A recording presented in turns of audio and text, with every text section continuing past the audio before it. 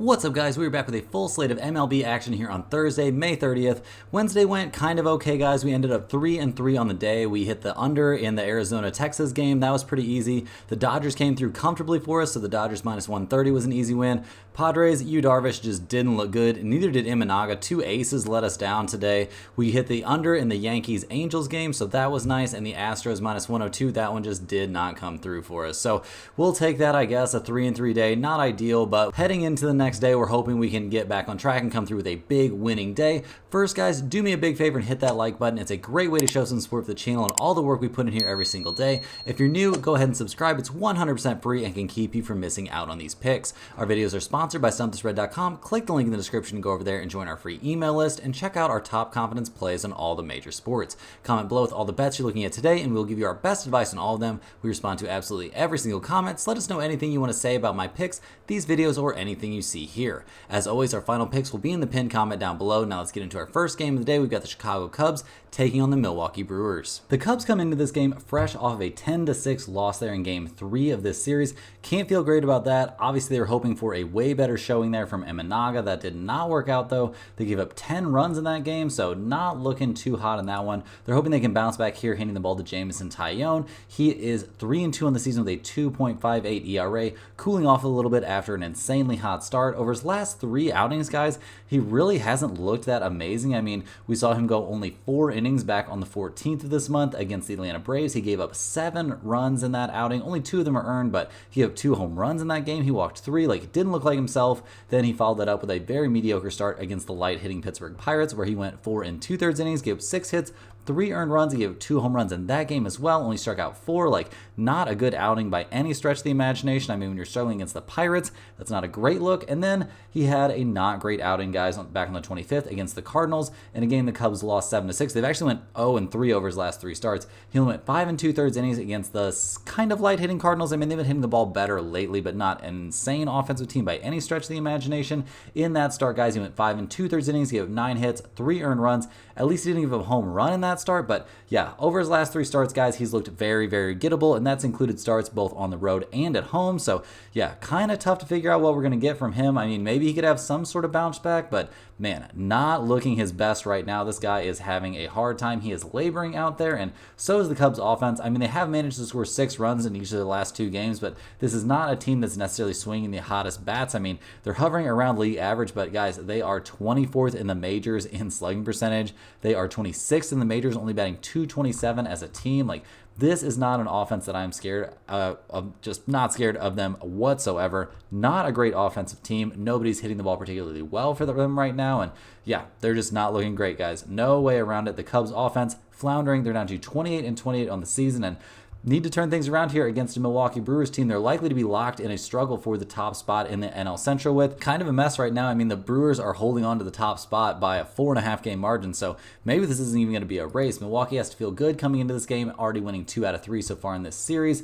They're handing the ball in this one to Colin Ray. He's coming into this game 4-2 on the year with a 3.98 ERA and fresh off a very good start against the Boston Red Sox, where he went 5 2/3 innings, gave up 3 hits, 2 earned runs, 3 walks, and 2 strikeouts. He looked very, very good in that one. We also see that the Brewers are 3-2 over his last 5 starts, with their losses coming against Houston and in a game where Colin Ray actually pitched pretty well against the Pirates. So he's been looking pretty decent lately. I think we can look at him as at least decent, maybe not high upside starter for this game, but he's looking good out there, for sure serviceable. And if you're serviceable out there for the Brewers, they are very likely to put you in a position to win some games because they are just hitting the cover off the ball. They scored 10, 3, and 5 runs over the course of this series. They've been one of the best offenses in the majors this season in general. They are 6th in the majors with 266 runs scored. They are 4th in the majors, getting on base at nearly a 330 mark. Like, that's very respectable. Slugging percentage of over 400. Their team batting average is over 250 now. So this is definitely a team that is hitting the ball well. I mean,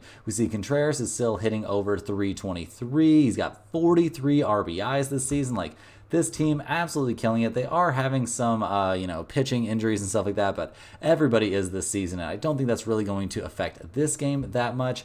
Looking at the numbers for this one, guys, we see the Cubs at +100, the Brewers at -104, and we've got an over-under in this game of 8.5. We did just see a ton of offense there in Game 3 of this series, so Maybe we should expect a little bit of a lightening up of the offense in this one, but guys, I don't really necessarily see that happening. I mean, Tyone hasn't been looking very good. Ray's been looking serviceable for sure, and if Tyone doesn't have an insane outing, I don't think we can trust the Cubs offense to like carry the day for them. So we're leaning towards the Milwaukee Brewers minus 104 in this one pretty hard. They've got a solid bullpen out there, easily a top 10 bullpen. They're actually 6th in bullpen ERA, so that's not bad at all. Expecting decent stuff in the Brewers in this game.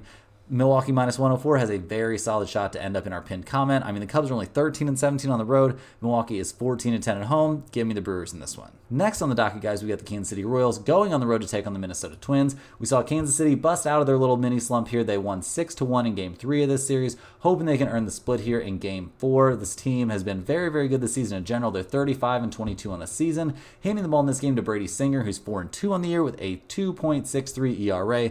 Very, very good there. No complaints about that. Coming off a very reasonable start against the Tampa Bay Rays. He was on the road in that game. He went 5 innings, gave only a single earned run, 2 runs overall on 4 hits. He did give up a home run in that game, so that's not great. He walked 2 and struck out 3, but guys, he's been very, very good over the course of the season. He only had one kind of questionable start over his last 5, and he even had a good start mixed in there against the Milwaukee Brewers, where he only gave up a single earned run. So a very good outing, and Brady Singer has had a lot of very good outings this season. No way around it. He's looking very, very good. And the Kansas City offense seems like they busted out of that slump. They hit a couple of home runs in that game. They scored 6 runs overall. Like, have to be feeling pretty good about that. Definitely have to be feeling good about where their offense is at overall this season. I mean, who really expected the Kansas City Royals to be the 4th highest scoring offense in the major leagues here through, let's see, how many games they played?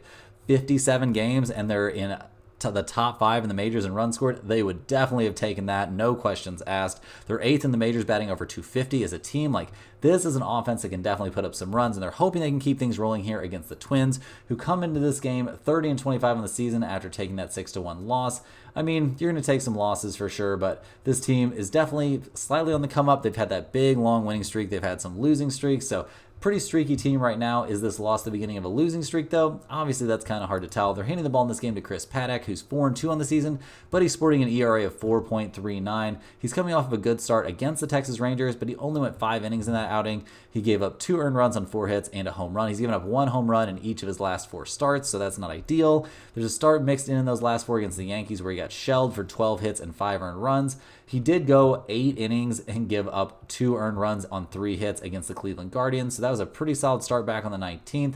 Over his last 5 starts, we've seen the Minnesota Twins go 3-2, so that probably doesn't feel awful, and he's looked very, very good in the majority of them, so I'm sure Minnesota feels pretty good having him on the mound right now, and they probably don't feel terrible about their bats, despite the fact they got held to only a single run in their last game. I mean, they have scored 1, 4, 6, 2, 5, and 3, like, just not a super dominant offensive team. It's not looking right now. I mean, they're hovering around league average in runs scored, but they're only 21st in the majors and on base percentage, getting on base at a 305 clip. That's not great. They're only batting 233 as a team. That's pretty bad. That's 21st in the majors. Like, this is just not a great hitting team. I mean, their leading batting average guy is Willie Castro. He's batting 258. Like, this is not necessarily an elite offensive team. This just not can't bank on them to put up a lot of runs, and you're going to need to put up some runs here against the Kansas City Royals. So it's kind of interesting to see the Royals as underdogs in this game after winning Game 3 there. They're plus 114. The Twins are minus 125. And we've got over-unders in this game of 8.5 or 8. You can find both numbers out there. Looking at the bullpens for these two teams, guys, we see that the Kansas City Royals are 9th in the majors in bullpen ERA, so that's not terrible, but we do see that Minnesota is way down there at 22nd in the majors with a team bullpen ERA of 4.14. So that's obviously not ideal. This is kind of a tough spot, guys. I tend to lean a little bit towards the under. I mean, we see Kansas City is 32, 23, and 2 to the under. We see Minnesota is 29, 24, and 2 to the under. We haven't seen a ton of offense in general in this series. I mean, Game 1 was 6-5, but Game 2 is 4-2. Game 3 was 6-1. Like, definitely under potential in this game. I also don't hate taking a flyer on the Kansas City Royals plus 114, but Paddock has been pretty good out there. So, guys, I think my pick on this game is going to be under 8.5, and it's got a chance to end up in the pinned comment. Next on the docket, guys, we got the Oakland A's going on the road to take on the Tampa Bay Rays. Oakland comes into this game fresh off of a Game 2 loss. They lost 4-3 in that one, so not ideal. Yeah, we saw a walk-off in that game for the Rays to win 4-3, so Oakland, probably not super pumped about that. They're only 23-34 in the season and obviously didn't come into this year with very high expectations. We don't have a confirmed starter for them yet for this game, which is a little bit annoying, but we'll make do with what we've got out there, the numbers that we have. We do see this team is dead last in the majors. Dead last, 30th in the majors in quality starts, only 13 quality starts this season, so that's obviously not great. They're 26th in the majors in batting average allowed, allowing a 254 opposing batting average, so also not great. Yeah, 24th in whip, 23rd in ERA, so not a great pitching staff, so I don't think we can be super hyped about anybody really that they're going to be putting out on the mound, but yeah, so not super hyped about that, and also not super high here on the A's offense. I mean, not a great offensive team over their last few games. They've scored 3, 3, 2, and 3 runs. Not amazing. They're 26th in the majors in runs scored. They're only batting .222 as a team. That puts them 28th in the majors. They're 28th in the majors also in on-base percentage, getting on base at a .296 clip. Like, this is just not a great offensive team. And yeah, I mean, if you look at the Oakland A's bullpen, it's also not in very good shape, guys. They are 26th in the majors in bullpen ERA with a bullpen ERA of 4.29. Like, just not looking too hot right now, guys. There's no way around it. Oakland A's having a bit of a hard time this season, as you would have expected, and they're going to need to score some runs, do some positive things here against the Tampa Bay Rays if they want to take the lead in this series. The Rays come into this game fresh off of that win in Game 2. They won 4-3 in a very, very close game. They're only 27-29 in the season, so that probably doesn't feel great. They're handing the ball in this game to Sean Armstrong, who is going to be making the start in this one. He's made one other start here over his last 5 appearances, and he only went 2 innings against the Kansas City Royals, so I don't think this is a guy that we can really trust to go deep into this game at all. So kind of looking like it might be a bullpen type of game. And will that favor the Tampa Bay Rays? Kind of seems like a wash to me. I mean, the Rays are sporting a 4.25 ERA for their bullpen this season, which is 24th in the majors. So obviously not amazing, so it might just come down to which offense can score more runs in this game. And while the Tampa Bay Rays offense is not great, I think it's better than the Oakland A's offense, but we do see Lowe on the IL, so that's not great. This team is batting .233 as a squad, not amazing. That's 20th in the majors. Getting on base at a 306 clip, that's 19th in the majors. Their slugging percentage is 3rd from last in the majors at .350. Like, neither one of these teams are really impressing me offensively, with with an unconfirmed starter and then a bullpen guy making the start, guys. We still only see an over-under of 8 in this game. This is a pretty tough one to figure out. I mean, looking at the numbers, we see the A's at plus 122, the Rays at minus 144. Oakland's only 10-18 on the road. They are 28, 26, and 2 to the under. We see the Rays as a slight over team. They're also 16-18 at home, which isn't amazing. Guys, if you're forcing me to bet this game, I guess give me the Tampa Bay Rays minus 144. But yeah, this is a super weird spot. I don't have faith in either team. Don't have faith in either bullpen or either pitching staff. So go ahead and mark this one down as a pass for me. If you're forcing me to bet it, I guess I'll take the Rays. But yeah, in general, not a spot that I like very much at all. Next on the docket, guys, we were looking at the Houston Astros going on the road to take on the Seattle Mariners. These two are currently in the top of the 9th right now with this score tied up at 1 apiece. So we'll see who comes out on top in this game. We're definitely rooting for the Houston Astros. We've got them in the pinned comment. They're looking to win a game here. They've lost the first 2 of this series in very, very close games. So hopefully they can pull out the win in what's looking like another very, very close game. In this one, they're handing the ball to Spencer Arrighetti, who's 2-5 on the season with a 6.93 ERA, coming off of a pretty good start for him. I mean, he went 5 innings, gave up 5 hits and 3 earned runs to the Oakland A's. I mean, yeah, a good start for him. Is it a good start for any plus level major league starter? I wouldn't really think so. I mean, he hasn't given up a home run in his last 3 starts, so that's great, but he's walked at least 2 hitters in each of his last 3 starts. He walked 3 against the Oakland A's. In his outing against the Brewers, he managed to kind of keep his team in the game, a game they did win 9-4. He went 6 1/3 innings, gave up 7 hits and 4 earned runs, but no home runs, so we're going to give Arrighetti a little bit of credit here, but man, this is not somebody that I feel super confident having out on the mound, and I mean, Houston probably doesn't feel that confident in him either, even though they are 3-2 over his last 5 starts. The Astros bats have not been looking good in this series, guys. They've only scored a 2, 2, and 1 run so far in this game. Hopefully they can find a way to score another run or 2 because we need them to come through for us, but yeah, this offense not really firing on all cylinders right now. They are first in the majors still in batting average, though, batting .261 as a squad. They're 4th in slugging percentage, 5th in on-base percentage, getting on base at a .326 clip. Like, this is not a bad offensive team at all. They're very, very good offensively, or should be. They're just struggling to put up runs here against Seattle. We're also looking at the Astros bullpen. In general, it's looked pretty decent. I mean, they are 8th in the majors in earned run average for their bullpen with a .333 earned run average. So not terrible, not a bad ERA for your bullpen. Obviously not elite necessarily, but they'll take what they can get at this point. This is not a squad that's having a dream season, and they're hoping they can kind of get back on track here against Seattle Mariners, who are currently leading the AL West. They come into this game riding a 3-game winning streak, so probably pretty pumped about that. Handing the ball in this one to Logan Gilbert, who's 3-2 on the season overall with a 3.06 ERA, coming off a very good start against the Washington Nationals. He went 6 innings, gave up 3 hits, only a single earned run in that game. So yeah, very, very good stuff from him. Definitely looking good out there. His 2 starts before that start against Washington looked a little iffy by his standards, or actually his 3 starts. I mean, he got shelled by the Twins back on the 9th of this month, then looked decent but not great against the Royals, then looked decent but not great against the Yankees, and then shut down the Washington Nationals. So I think he's feeling pretty good out there coming into this game, going up against a team that definitely has some hitters on it, but maybe hasn't been having the most success here lately.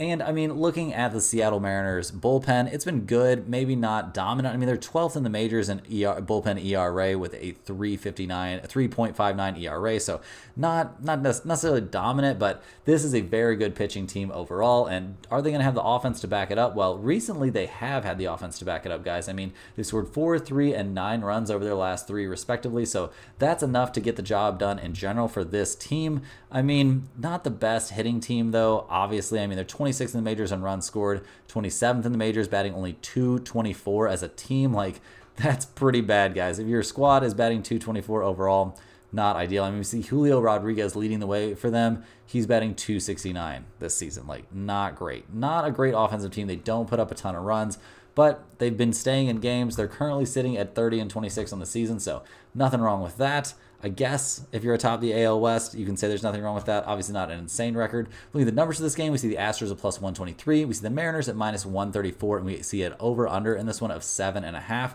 Well, guys, I can tell you for sure I'm not interested in the under, despite both teams showing trends towards the under. I mean, I have very little faith here in Arrighetti. I've got a good amount of faith here in Logan Gilbert, and we've seen the Houston Bats not really looking very good, obviously not looking good in their current game, and haven't been looking good over the course of this series, so in general, guys, I'm leaning towards the Seattle Mariners. They are 17-10 at home. Houston is only 8-16 on the road. That's pretty terrible. So go ahead and give me the Mariners minus 134 in this game. I think they've got a very, very solid shot to win this one, and I think this has a good chance to end up in the pinned comment. Next on the docket, guys, we're looking at the Arizona Diamondbacks going on the road to take on the New York Mets. We see the Diamondbacks coming into this game in need of a bounce back, guys. They just lost their 3rd straight game. They lost both games in that little 2-game series against the Rangers, and they finished off their series against Miami Marlins before that with a 3-1 loss. So not feeling too great. They're down to 25-30 on the season. Handing the ball in this game to Zach Gallen. He's 5-4 overall this year with a 3.12 ERA, coming off of a pretty middle-of-the-road start against the Marlins. It's a game that his team lost 3-0. He went 7 innings in that start, but gave up 8 hits, 3 earned runs, a home run in that one. Definitely something of a departure from his solid outing before that against the Tigers. He's looked pretty good, but recently he's looked a little bit gettable, giving up 8 and 7 hits over his last 2 starts respectively. But in general, guys, he's looked pretty good this year. We're not going to be really talking down on this guy. I mean, he's been decent for a pretty mediocre team, so definitely deserves some kudos for that. And in general, guys, the problem for the Diamondbacks right now has been their bats. They've scored 1, 2, 1, 3, and 0 runs over their last 5 games. That is not going to get the job done. Not coming into this game swinging the hottest bats. They are still 9th in the majors in runs scored, but they're down to 14th in the majors in team batting average, 12th in the majors, getting on base at a .313 clip. That's not great. Their team slugging percentage has dipped below league average now, which isn't something they were can't be very happy about. So in general, this team not swinging the hottest bats, not looking great. Not looking great at the plate right now, and their bullpen in general, guys, is not necessarily something to write home about unless you're looking to write home and tell somebody a very sad story, because the Diamondbacks are 25th in the majors in bullpen ERA, guys. Not ideal, not elite. So this is a team we've definitely got some question marks on, but they're going up against one of the biggest question mark team in the major leagues, guys. We see the Mets sitting at 22-33 on the season. They're not having a good time. They've now lost 3 in a row. They're handing the ball in this game to Christian Scott, who's 0-2 on the year with a 3.97 ERA. He at least is coming off of a good start, but we see that his team is 0-4 in his starts this season. The Mets have yet to get a win with him on the mound, and a lot of those games haven't been particularly close. Some of them haven't been his fault. I mean, his last start was very good against the Giants. He went 6 innings, gave up 2 hits, 2 earned runs while striking out 4 and walking 1.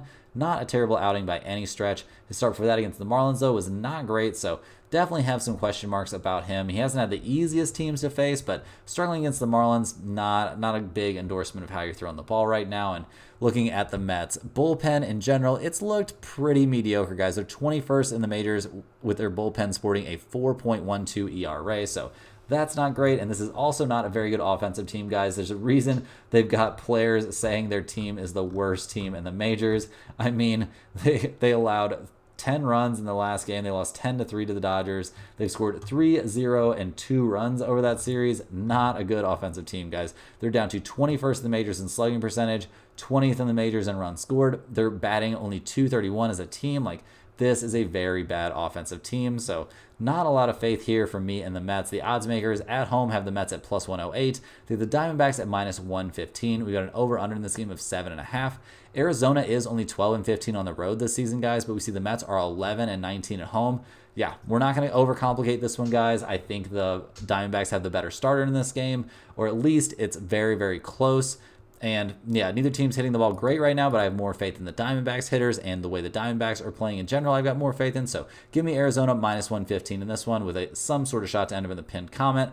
Obviously, I'm not in love with playing a team that's kind of in a mediocre type of lane here in the Diamondbacks, but they're in a good spot going up against the hapless Mets. Moving right along here, guys, we're looking at the Detroit Tigers going on the road in this one to take on the Boston Red Sox. We see the Tigers coming into this game fresh off of a 10-2 loss to the Pirates. That's not what you're looking for. That snapped a 4-game winning streak for them, though, so they've been looking a bit better. They're up to 27-28 on the season, so maybe not elite, but not too bad. Not as bad as you would think that there's a possibility of them being this year. They're hitting the ball in this game to Jack Flaherty, who's 1-4 in the season with a 3.84 ERA and has been rounding into form a little bit lately. I mean, we do see that the Tigers are only 1-4 over his last 5 starts, but not all of that has been his fault. His last time out against the Toronto Blue Jays, he went 6 1/3 innings, gave up 7 hits, 3 earned runs while striking out 9. He did give up 2 home runs in that game, so we're not going to give him a ton of credit for that, but recently, he's been pitching a little bit better than he was in the early goings where things were looking very, very dark. He was not having a good time. He did pretty decent back on the 18th against the Arizona Diamondbacks. He went 6 innings, gave up only 2 earned runs while striking out 9. So we'll give Flaherty some credit here, but he's definitely not a guy that I'm excited to be backing. He's pretty inconsistent, and he hasn't been facing the toughest opponents. And we're also looking at the Tigers' bullpen in this game. I mean, they've been pretty much league average. They've got a team bullpen ERA of 3.82, which is 13th in the majors. So not great, but also not amazing. So yeah, we'll take what we can get from their bullpen, and you'll just have to settle for what you can get from their offense, which hasn't been amazing lately, guys. They're trying to get out of the bottom third of the majors, but they're only 19th in runs scored, only getting on base at a 306 clip. We don't see anybody hitting the ball particularly well for them. They had a really hard time against Skeens there against the Pirates. So yeah, things aren't exactly looking amazing for this offense. Not a team that we're looking at as a big plus offensive unit. And they're taking on a Boston Red Sox team who comes into this game fresh off of losing 2 out of 3 to the Orioles. They're down to 28-28 on the season, so that's not ideal. They're handing the ball in this game to Nick Pivetta, who's 2-3 on the year with a 4.20 ERA coming off of a start against the Milwaukee Brewers, where he pretty much got rocked. I mean, he did not have a good time in that game. We see that the Red Sox are 3-2 over his last 5 starts, but not all of that has been his fault. I mean, 2 of those starts have been very, very bad, and one of those was kind of mediocre against the Rays. He had a horrible time against the Milwaukee Brewers his last time out, so definitely some question marks surrounding him. And when you look at the Boston bullpen, I mean, how good do we feel about them? I would say pretty freaking bad, guys. They're 27th in the majors with a team ERA or a team bullpen ERA of 4.33. That is not great. This is not a great pitching staff. This is not a great team in general. I mean, looking at their offense in this one, like they're 12th in the majors in runs scored, 8th in the majors in slugging percentage, but that doesn't really tell the whole story, guys. I mean, over the last few games, they scored 1, 8, 3, 2, and 3 runs. Like, not swinging the hottest bats right now. Not necessarily an elite offense whatsoever. Not an offense that gets me going. Not excited about backing them in very many situations, and I don't really think this is a situation we'd be excited about either. We've got the Tigers at plus 100. We've got the Red Sox at minus 112. And we've got an over-under of 8.5 in this game. We see Boston is only 11-15 at home, which is pretty terrible. Detroit is 13-13 on the road, which is not awful, but yeah, guys, this is a really tough game to figure out which way we want to go. I mean, who do we feel good about in this game? You really want to back Pavetta right now? I don't. You really want to back Flaherty? I also don't want to back Flaherty. So looking at the over-under in this game, is that appealing? Like, are both of these offenses bad enough that we want to go under 8.5 with these guys on the mound? That doesn't seem great. Do we want to go towards the over? Like, I don't have a great read on this game. If you're forcing me to bet it, I guess give me the Tigers plus 100 on the road and gamble on Flaherty having a good outing. But yeah, guys, this is not a spot I'm interested in at all. We don't know what to expect from either one of these teams, either one of these pitchers, either one of these. Nothing is a certain in this game. So yeah, this is going to be pretty much a pass for me. And if you're forcing me to give you a lean, I guess I lean towards the Tigers. Next on the docket, guys, we're looking at the Washington Nationals going on the road to take on the Atlanta Braves. The Nationals come into this game fresh off of a 7-2 win there in Game 3 of this series. So they are up to 25-29 on the season, which obviously isn't amazing, but they have won 2 out of 3 in this series against a very respectable opponent. They're handing the ball in this game to Trevor Williams, who's been great this year. He's 4-0 with a 2.29 ERA, coming off a very solid start against the Seattle Mariners, where he went 5 innings, gave up 5 hits, only a single earned run. He did give up a home run in that game, but he struck out 8, and yeah, it was a game that his team won 3-1. We see the Nationals are 4-1 over his last 5 starts, with the only loss coming against the Phillies there, so Williams can definitely feel very good about how he's throwing the ball right now, and just about how the team is looking, at least when he's out there on the mound. This team, the Nationals, their bullpen coming into this game, I mean, exactly league average isn't a disaster. Their team bullpen ERA is 3.88, so not bad, not terrible. They'll go ahead and take that, and their offense is definitely on track right now. I mean, they've scored 7, 0, and 8 runs over the course of this series. They didn't have a terrible time against the Seattle Mariners, which is a very good pitching team in their last series, so definitely can't feel bad about that. They are only 25th in the majors in runs scored and 25th in the majors in team on base percentage, getting on base at a 303 clip, but we're not really worried about that right now. They are swinging some hotter bats, so definitely give this team some credit right now for how they're looking at the plate, and they're going to need to keep looking good at the plate going up against the Atlanta Braves, guys, who are 31-22 on the season.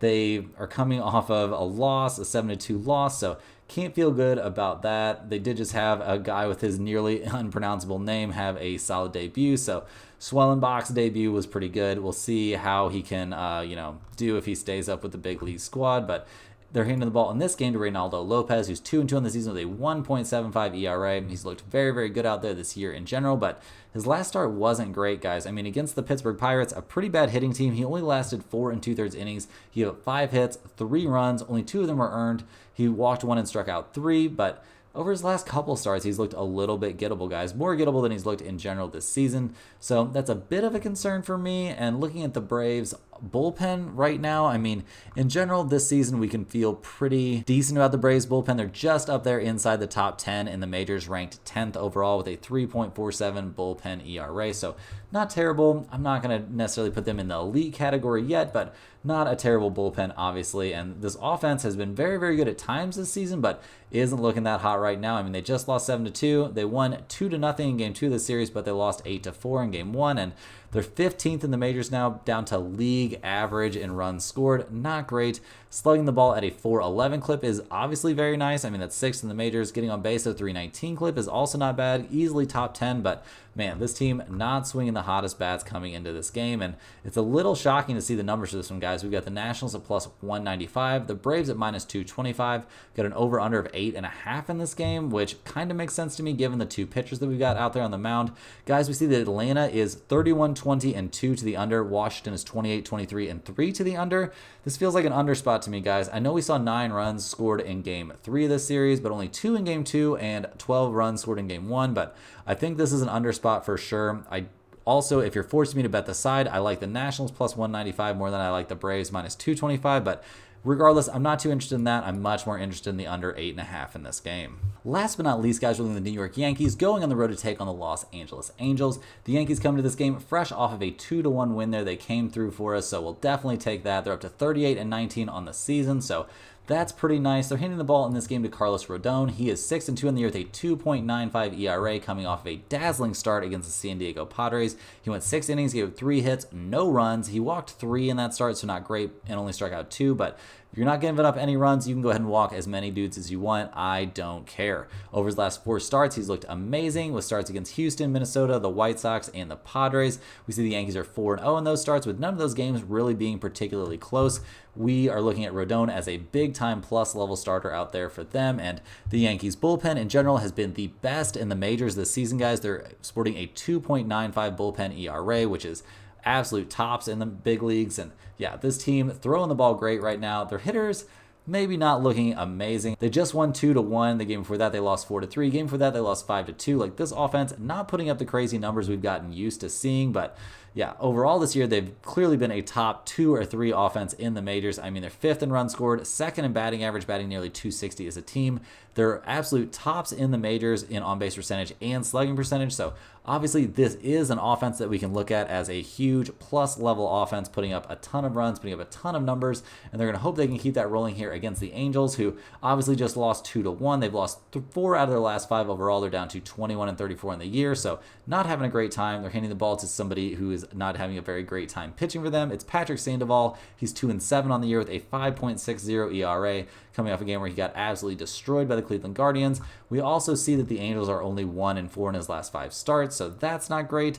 Not all of that has been his fault. I mean, his start against the Rangers was good. His start against the Pirates was good. He even had a pretty decent start back on the 1st of this month against the Phillies, where he went 5 innings, gave up 2 earned runs. Like, that's not bad. He started at 10 against the Phillies. Like, that's not bad at all. But lately, guys, not looking so hot, and definitely coming off a game where he got shelled by the Cleveland Guardians. So we don't really know what to expect here from Sandoval. He's had some bounce backs when he's had bad performances, so we'll have to see what he can actually do out there in terms of ERA, though. Looking at the Angels bullpen, they are not having an amazing time, guys. They're 28th in the majors with an ERA of 4.39, so not a great bullpen. If the Yankees get into the bullpen here, which looks pretty likely with Sandoval, I mean, he has gone 6 or 7 innings in a couple of his starts, but he only lasted 3 2/3 against Cleveland, so yeah, decent chance that we're going to see some Yankees hitters going up against that bullpen for at least a couple of innings, and if that happens, can't feel too good about that. Also don't feel great about the Angels' bats right now. I mean, they've scored 1, 4, 4, 3, and 4 runs over their last few games. Like, not great. They're tied for 16th in the majors in runs scored. They're down to 18th in the majors on base percentage. They are still hitting 245 as a team, which isn't terrible, but yeah, this is not an offense that I'm really looking at as a big plus offense. I mean, we see Taylor Ward leading the way for them with a 273 batting average and 11 home runs, but yeah, nobody on this roster really scares me too much out there at the plate, and the odds makers definitely agree with us, guys. They've got the Yankees at -176, the Angels at +158, and an over-under in this game of 8.5. We do see the Yankees are a very good 19-11 on the road. We see the Angels are 17-19 at home. That is an MLB worst number at home, guys, and we're even looking like there's might be a possibility we would take the Yankees against the run line in this game. I mean, if you take a -1.5, you can get that number all the way down to -110. So I think that's probably going to be our play on this game, guys. Not a lot of faith here in Sandoval.